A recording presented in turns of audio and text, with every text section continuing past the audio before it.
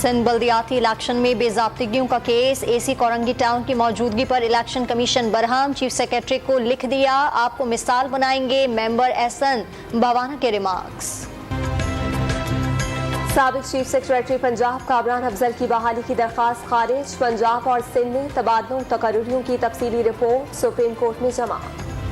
पंजाब और खैबर पख्तूनख्वा असम्बली की तहलील के बाद इंतखाबात के लिए तारीख का ऐलान न होने पर सुप्रीम कोर्ट का आज खुद नोटिस, कुछ देर बाद समाअत होगी। वज़ीर आज़म की ज़ेर सदारत इजलास में पंजाब और खैबर पख्तूनख्वा में इंतखाबात की तारीख देने पर सदर को खत लिखने पर मुशावरत। तहरीक इंसाफ की जेल भरो तहरीक 4 रहनुमा MPs और कारकुनान के हमरा आज पेशावर से गिरफ्तारियां देंगे। पेशावर में दफा 144 नाफिज। शाह महमूद कुरैशी और असद उमर समेत तहरीक इंसाफ के गिरफ्तार रहनुमाओं को कोट लखपत जेल से सूबे की दीगर जेलों में मुंतकिल करने के लिए रवाना कर दिया गया। कनकोट में मुखबी माँ बेटी की अदम बाजियाबी पर लवाहिकीन का एहतजाज और धरना, इंडस हाईवे पर गाड़ियों की तवील कतारें लग गईं, मुसाफिरों को मुश्किलात का सामना।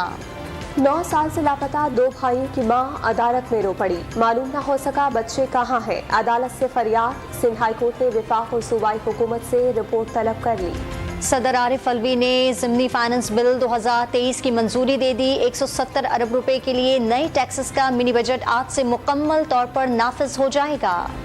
थल में लगे बिजली के मंसूबे में चोरी की वारदातों में खतरनाक हद तक इजाफा, इंतजामिया ने मंसूबा बंद होने का खदशा जाहिर कर दिया। और PSL में आज कराची और पेशावर ज़िल्मी और इस्लामाबाद यूनाइटेड की टीमें मद्दे मुकाबिल होंगी।